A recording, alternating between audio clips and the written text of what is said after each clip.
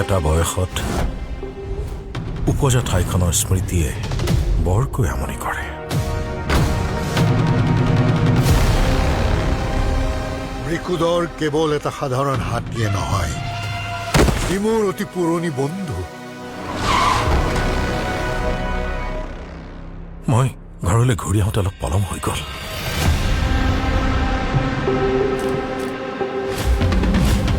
আৰু যিয়ে এই কাম কৰিছে সি গম পাই যাব যে পল্লৱ শইকীয়াৰ পৰিয়ালৰ ওপৰত হাত দি সি কিমান ভুল কাম কৰিছে।